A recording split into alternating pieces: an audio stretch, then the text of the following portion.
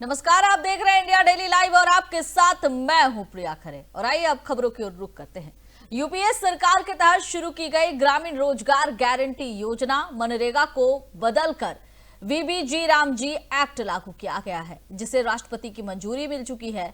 इस बदलाव के बाद कांग्रेस इस मुद्दे को राजनीतिक रूप से जीवंत रखने की रणनीति पर काम कर रही है और इसी संदर्भ में शनिवार को नई दिल्ली में होने वाली कांग्रेस वर्किंग कमेटी की बैठक को महत्वपूर्ण माना जा रहा है। मीटिंग के लिए कांग्रेस नेता सोनिया गांधी, सांसद केसी वेणुगोपाल, कांग्रेस के राष्ट्रीय अध्यक्ष मल्लिकार्जुन खड़गे और इसके साथ ही विपक्ष लोकसभा में विपक्ष के नेता राहुल गांधी सीडब्ल्यूसी की बैठक के लिए कांग्रेस मुख्यालय पहुंचे। कांग्रेस के लिए ये मुद्दा केवल राजनीतिक प्रतिक्रिया तक सीमित नहीं है, बल्कि ये एक मौका भी है जिससे वो ग्रामीण, दलित, ओबीसी और वंचित वर्गों के बीच अपनी पकड़ को मजबूत कर सकती है। कांग्रेस मनरेगा को अपनी सबसे बड़ी नीतिगत उपलब्धियों में से एक मानती है और इसे यूपीए सरकार की विरासत से जोड़कर प्रस्तुत करती रही है। पार्टी के नेताओं का मानना है कि नया कानून कांग्रेस को इस वर्गों में अपनी स्थिति फिर से मजबूत करने का अवसर प्रदान कर सकता है। 2024 के लोकसभा चुनाव में आंशिक पुनरुत्थान के बाद कांग्रेस ने सामाजिक न्याय को अपना केंद्रीय नैरेटिव बना लिया था। हालांकि वोट चोरी और संस्थानों पर कब्जे के आरोप को अपेक्षित समर्थन नहीं मिल पाया। अब पार्टी आजीविका, रोजगार जैसे मुद्दे पर लौटने की तैयारी है, क्योंकि कांग्रेस का आकलन है कि ग्रामीण रोजगार पर सीधा हमला भाजपा के लिए चुनावी रूप से ज्यादा नुकसानदेह हो सकता है।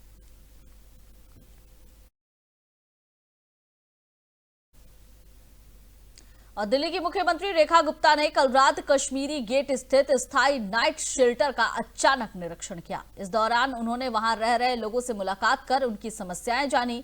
मुख्यमंत्री ने शेल्टर में उपलब्ध सुविधाओं का जायजा लिया। उन्होंने अधिकारियों को व्यवस्थाएं बेहतर करने के निर्देश भी दिए। ठंड के मौसम में जरूरतमंदों की सुरक्षा को लेकर सरकार की तैयारियों की समीक्षा की गई। मुख्यमंत्री ने लोगों को हर संभव मदद का भरोसा दिलाया। इस औचक दौरे से प्रशासन में भी हलचल देखने को मिली।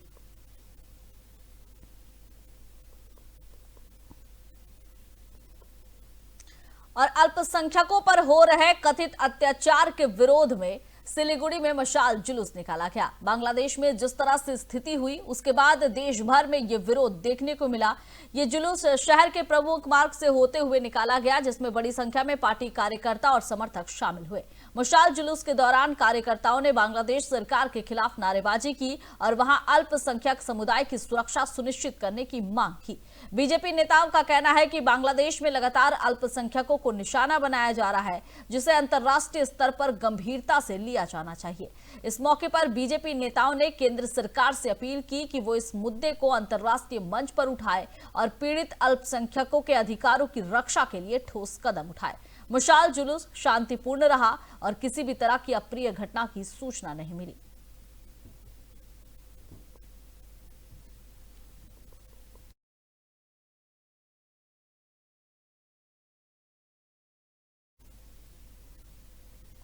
सिखों के 10वें गुरु गोविंद सिंह का पावन गुरु पर्व पूरे श्रद्धा और उल्लास के साथ मनाया जा रहा है। इस खास मौके पर श्री हरिमंदिर साहिब यानी गोल्डन टेम्पल को बेहद ही खूबसूरती से सजाया गया है। गोल्डन टेम्पल से सामने आई तस्वीरों में देखा जा सकता है कि बड़ी संख्या में श्रद्धालु मत्था टेकने पहुंच रहे हैं। मंदिर परिसर को रंग बिरंगी लाइटों और फूलों से सजाया गया है और इससे पूरा माहौल भक्तिमय नजर आ रहा है। सुबह से ही गुरु घर में शब्द कीर्तन और गुरुबाणी पाठ का आयोजन किया जा रहा है। देश विदेश से आए श्रद्धालु गुरु गोविंद सिंह जी की शिक्षाओं को याद करते हुए सेवा और सिमरन में लीन है। गुरु गोविंद सिंह जी ने मानवता, साहस और समानता का संदेश दिया। उनका जीवन त्याग, बलिदान और धर्म की रक्षा के लिए समर्पित रहा। गुरु पर्व के अवसर पर सुरक्षा के भी पुख्ता इंतजाम किए गए हैं ताकि श्रद्धालु शांतिपूर्वक दर्शन कर सके।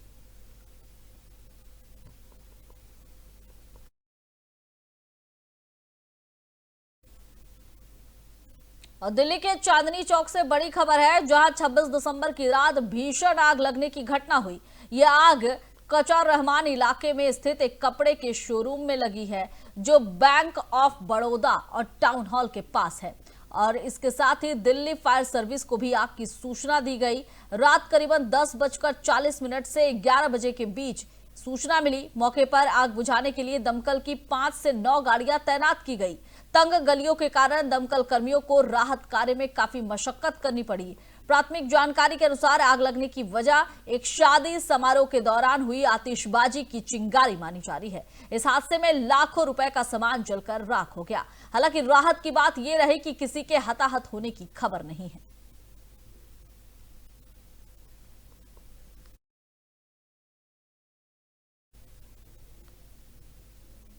नए साल और 26 जनवरी से पहले दिल्ली पुलिस अलर्ट मोड पर है। राजधानी में कहीं पर मॉक ड्रिल हो रही है तो कहीं पर बदमाशों और अराजक तत्वों के खिलाफ ताबड़तोड़ एक्शन हो रहा है। साउथ ईस्ट जिला पुलिस ने ऑपरेशन आघात 3.0 के तहत व्यापक अभियान चलाते हुए 285 लोगों को गिरफ्तार किया है, जबकि 504 लोगों को हिरासत में लिया गया है।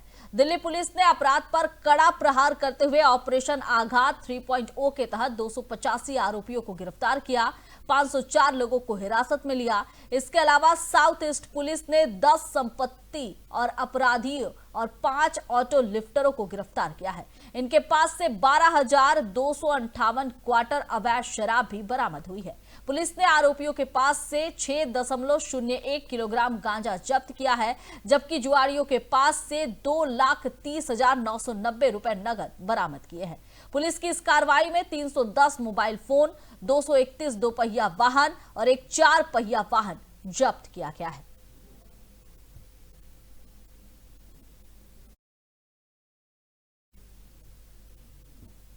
और भोपाल से इस वक्त बड़ी खबर सामने आ रही है, जहां पटारा नाले के पास स्थित लकड़ी मार्केट में भीषण आग लगने से इलाके में अफरा तफरी मच गई। आग इतनी तेज थी कि दूर दूर तक धुएं का गुब्बार दिखाई दिया और इससे आसपास के लोगों में दहशत फैल गई। सूचना मिलते ही दमकल विभाग की कई गाड़ियां मौके पर पहुंची और कड़ी मशक्कत के बाद आग पर काबू पा लिया। फायर ब्रिगेड और प्रशासन की तत्परता से एक बड़ा हादसा टल गया। राहत की बात यह है कि इस घटना में किसी के हताहत होने की कोई सूचना नहीं है। आग से हुए नुकसान का आकलन किया जा रहा है। फिलहाल आग लगने के कारणों की जांच जारी है।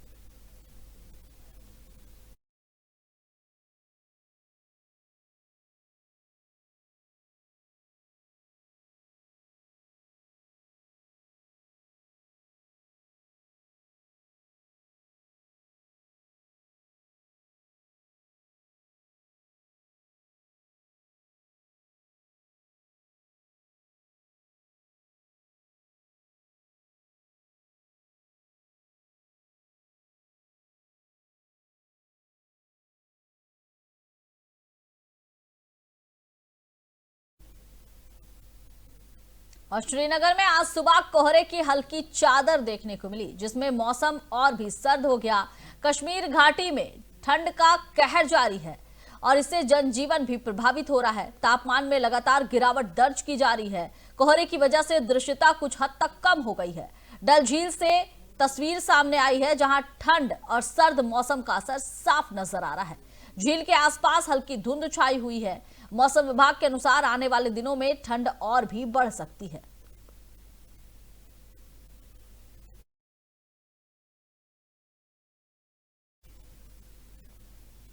और दिल्ली से जो तस्वीर सामने आ रही है, उससे किस तरह का पर्यावरण है और किस तरह से लोगों के स्वास्थ्य पर असर डाला जा रहा है, वो साफ तौर पर दिखाई देगा।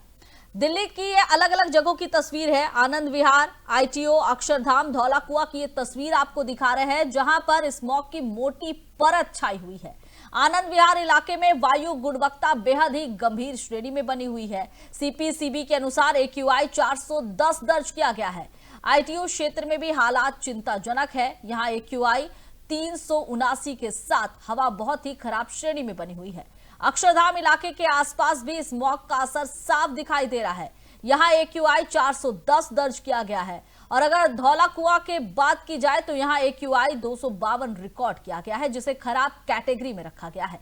प्रदूषण की इस स्थिति ने लोगों की सांसों पर अब असर डालना शुरू कर दिया है। विशेषज्ञों का कहना है कि जब तक हालात नहीं सुधरते, लोगों को सावधानी बरतने की जरूरत है।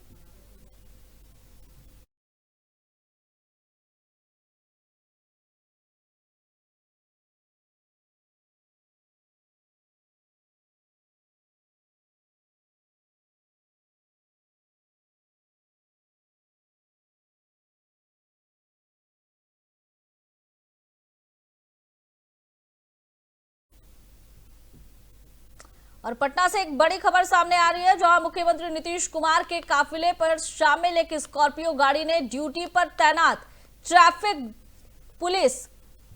डीएसपी को टक्कर मार दी। यह घटना जो है अब दीदारगंज इलाके की बताई जा रही है, जहां पर वीडियो सामने आने के बाद अब सवाल उठने शुरू हो गए हैं। हादसा उस वक्त हुआ जब मुख्यमंत्री प्रकाश पर्व की तैयारी का निरीक्षण कर रहे थे। टक्कर में डीएसपी को हल्की चोटें आई, हालांकि वे बाल बाल बच गए। मौके पर मौजूद पुलिसकर्मियों ने तुरंत स्थिति को संभाल लिया। उनकी सतर्कता से एक बड़ा हादसा टल गया। फिलहाल मामले की जांच की जा रही है और स्थिति पूरी तरह से नियंत्रण में बताई जा रही है।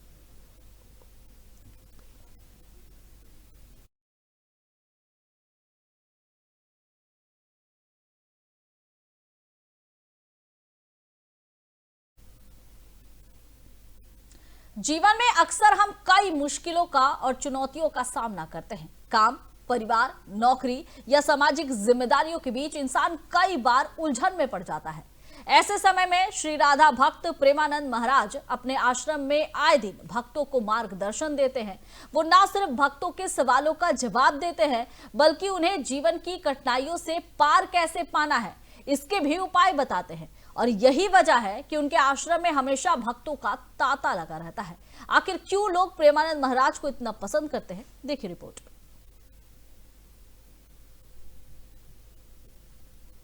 जीवन में अक्सर हम कई मुश्किलों और चुनौतियों का सामना करते हैं। काम, परिवार, नौकरी या सामाजिक जिम्मेदारियों के बीच इंसान कई बार उलझन में पड़ जाता है। ऐसे समय में श्री राधा भक्त प्रेमानंद महाराज अपने आश्रम में आए दिन भक्तों को मार्गदर्शन देते हैं। वह न सिर्फ भक्तों के सवालों का उत्तर देते हैं, बल्कि उन्हें जीवन की कठिनाइयों से पार पाने के उपाय भी बताते हैं। और यही वजह है कि उनके आश्रम में हमेशा भक्तों का तांता लगा रहता है। हाल ही में एक भक्त ने उनसे एक सवाल पूछा जो आज के समय में बहुत से लोगों के मन में होता है। और सवाल यह था कि अगर किसी कारणवश किसी को नौकरी से निकालना पड़े तो क्या इससे पाप लगता है। इस सवाल पर प्रेमानंद महाराज ने बड़ी सरलता से उत्तर देकर भक्तों की दुविधा दूर की और जीवन में सही निर्णय लेने की सीख दी। प्रेमानंद महाराज ने स्पष्ट किया कि अगर कोई कर्मचारी अपराधी नहीं है और आप केवल अपनी मनोनुकूलता या नापसंदी के आधार पर किसी को नौकरी से निकालते हैं तो भगवतिक कानून के अनुसार आप दोषी हैं। और इसका कारण यह है कि किसी की नौकरी केवल उस व्यक्ति तक सीमित नहीं होती, बल्कि उसका परिवार उस पर निर्भर होता है। कई कर्मचारी धर्म के विरुद्ध काम नहीं करते और पूरी ईमानदारी के साथ अपनी जिम्मेदारियों का पालन करते हैं। अगर आप ऐसे ईमानदार और सच्चे कर्मचारियों को नौकरी से निकालते हैं तो उनका दुख केवल व्यक्तिगत नहीं होता। ऐसे निर्णय से आप स्वयं पाप के भागी बन जाते हैं और इसका परिणाम आपको भविष्य में भुगतना पड़ सकता है। महाराज का मानना है कि नौकरी से निकालना सिर्फ व्यावसायिक निर्णय नहीं है, बल्कि जीवन और कर्म के स्तर पर भी इसका महत्व होता है। इसलिए निर्णय लेते समय हमेशा ये सोचना चाहिए कि क्या यह निर्णय सही है और क्या इससे किसी का जीवन अनावश्यक प्रभावित होगा। हालांकि प्रेमानंद महाराज ने यह भी स्पष्ट किया कि कुछ परिस्थितियों में किसी को नौकरी से निकालना पाप नहीं माना जाता। जैसे अगर कंपनी आर्थिक रूप से कमजोर है और अपनी पूरी क्षमता के अनुसार कर्मचारियों का वेतन या भरण पोषण नहीं कर पा रही है, तो ऐसे में कुछ कर्मचारियों को नौकरी से निकालना पाप नहीं माना जाता। उदाहरण के लिए, अगर कंपनी 500 कर्मचारियों के बजट में केवल 300 का निर्वहन कर सकती है, तो ऐसे समय में निर्णय परिस्थिति के अनुसार लिया जाता है। दूसरा, अगर कोई कर्मचारी अपनी जिम्मेदारी से गलती करता है और उसकी गलती सुधारने योग्य नहीं है, तो उसे नौकरी से निकालना सही और आवश्यक निर्णय माना जाता है। इस स्थिति में व्यक्ति को निकालने वाले पर कोई पाप नहीं लगता, क्योंकि यह निर्णय न्याय और व्यवस्था के आधार पर लिया गया। महाराज ने भक्तों को यह सलाह दी कि नौकरी से निकालने जैसी कठिन निर्णय लेते समय हमेशा सद्भाव, न्याय और परिस्थिति को ध्यान में रखना चाहिए। किसी के जीवन को प्रभावित करने वाले निर्णय केवल आर्थिक कारणों, व्यक्तिगत पसंद या मनमर्जी से नहीं लेने चाहिए। यह सिद्धांत केवल नौकरी तक सीमित नहीं है। जीवन के किसी भी क्षेत्र में जब हमें किसी को निर्णय देना हो, चाहे वो व्यवसाय, परिवार या समाज से संबंधित हो, तब हमें हमेशा कर्म, धर्म और परिस्थिति को ध्यान में रखना चाहिए। श्री राधा भक्त प्रेमानंद महाराज का यह संदेश हमें यह सिखाता है कि जीवन में निर्णय लेते समय सद्भाव, न्याय और परिस्थिति का हमेशा ध्यान रखना चाहिए। किसी को नौकरी से निकालना सिर्फ एक व्यवसायिक निर्णय नहीं, बल्कि कर्म और पाप के दृष्टिकोण से भी महत्वपूर्ण है। यदि निर्णय सही और न्याय संगत हो तो इससे पाप नहीं लगता, लेकिन किसी ईमानदार कर्मचारी को मनमर्जी या पसंद नापसंद के आधार पर निकालना पाप का कारण बन सकता है। इसलिए जीवन में हमेशा न्याय और परिस्थिति के आधार पर फैसले लेने चाहिए। यह केवल नौकरी से संबंधित नहीं, बल्कि हर क्षेत्र में यह सिद्धांत लागू होता है। प्रेमानंद महाराज के मार्गदर्शन से हम समझते हैं कि कैसे कठिन परिस्थितियों में भी सही और संतुलित। भारत की अंतरिक्ष संस्था इसरो ने एक बार फिर पूरे विश्व को अपनी तकनीकी शक्ति और भरोसे का एहसास करा दिया है। सीमित बजट, सटीक तकनीक और बड़ी जिम्मेदारी के साथ इसरो ने बुधवार सुबह इतिहास रचते हुए अपने सबसे शक्तिशाली रॉकेट LVM-3 से अमेरिका की अगली पीढ़ी का कम्युनिकेशन सैटेलाइट सफलतापूर्वक लॉन्च किया। यह मिशन न केवल तकनीकी उपलब्धि है, बल्कि भारत को अंतरिक्ष क्षेत्र में एक विश्वसनीय वैश्विक लीडर के रूप में स्थापित करता है। देखिए रिपोर्ट। भारत की अंतरिक्ष संस्था भारतीय अंतरिक्ष अनुसंधान संगठन यानी इसरो ने एक बार फिर पूरे विश्व को अपनी तकनीकी शक्ति और भरोसे का एहसास करा दिया है। सीमित बजट, सटीक तकनीक और बड़ी जिम्मेदारी के साथ इसरो ने बुधवार सुबह इतिहास रचते हुए अपने सबसे शक्तिशाली रॉकेट LVM-3 से अमेरिका का अगली पीढ़ी का कम्युनिकेशन सैटेलाइट सफलतापूर्वक लॉन्च किया। यह मिशन न केवल तकनीकी उपलब्धि है, बल्कि भारत को अंतरिक्ष क्षेत्र में एक विश्वसनीय वैश्विक लीडर के रूप में स्थापित करता है। श्रीहरिकोटा के अंतरिक्ष केंद्र से बुधवार सुबह 8:54 पर LVM-3 रॉकेट ने उड़ान भरी। ये LVM-3 की छठी ऑपरेशन उड़ान थी और इसने अंतरिक्ष में एक नया रिकॉर्ड भी बनाया। इस मिशन के तहत 6100 किलोग्राम वजन वाला अमेरिकी कम्युनिकेशन सैटेलाइट ब्लूबर्ड ब्लॉक 2 को लो अर्थ ऑर्बिट में स्थापित किया गया। इसरो के अनुसार यह अब तक का सबसे भारी पेलोड है जिसे LVM-3 ने सफलतापूर्वक लॉन्च किया है। इससे पहले का रिकॉर्ड CMS-03 के नाम पर था। ब्लूबर्ड ब्लॉक 2 सैटेलाइट की सबसे बड़ी खासियत यह है कि ये बिना मोबाइल टावर या अतिरिक्त एंटीना के सीधे स्मार्टफोन पर 4G और 5G नेटवर्क उपलब्ध कराएगा। इसका मतलब है कि हिमालय, रेगिस्तान, समुद्र और हवाई जहाज जैसी दूर दराज जगहों पर भी लोग बिना रुकावट इंटरनेट और कॉलिंग का फायदा उठा पाएंगे। बाढ़, भूकंप, तूफान या किसी अन्य आपदा में जब जमीनी नेटवर्क पूरी तरीके से ठप हो जाता है, तब ये सैटेलाइट कम्युनिकेशन की रीढ़ की तरह काम करेगा। आपातकालीन हालात में यह नेटवर्क जीवन रेखा साबित हो सकता है और प्रभावित इलाकों में जरूरी संपर्क बनाए रख सकता है। यह मिशन अमेरिका की कंपनी AST स्पेस मोबाइल के साथ हुए कमर्शियल समझौते का हिस्सा है। लॉन्च इसरो की कॉमर्शियल शाखा न्यू स्पेस इंडिया लिमिटेड यानी NSIL के जरिए किया गया। AST स्पेस मोबाइल का दावा है इस सैटेलाइट नेटवर्क से लगभग 6 अरब मोबाइल यूजर्स को सीधे फायदा मिलेगा। इससे दूरदराज क्षेत्रों में रहने वाले लोग भी इंटरनेट और कॉलिंग का लाभ उठा पाएंगे। यह मिशन ये साबित करता है कि इसरो ने कम बजट में भी विश्व स्तरीय तकनीकी सफलता हासिल की है। LVM-3 रॉकेट की शक्ति और सटीकता ने यह दिखा दिया कि भारत अंतरिक्ष के क्षेत्र में न केवल खुद को मजबूत बना रहा है, बल्कि वैश्विक लॉन्च मार्केट में भी अपनी अलग पहचान बना रहा है। ब्लूबर्ड ब्लॉक 2 सैटेलाइट का सबसे बड़ा महत्व यह है कि ये सीधे स्मार्टफोन से 4G और 5G नेटवर्क उपलब्ध कराएगा। इसका मतलब है कि स्मार्टफोन, मोबाइल और इंटरनेट के जरिए हर जगह कनेक्टिविटी संभव हो जाएगी। इससे दूर दराज क्षेत्रों, पर्वतीय इलाकों और समुद्र के बीच भी लोग जुड़े रह सकेंगे। सैटेलाइट की मदद से बाढ़, तूफान या भूकंप जैसी आपदाओं में भी कम्युनिकेशन नेटवर्क चालू रहेगा। ये जीवन बचाने में मदद कर सकता है। आपातकालीन परिस्थितियों में लोगों तक मदद पहुंचाने का काम करेगा।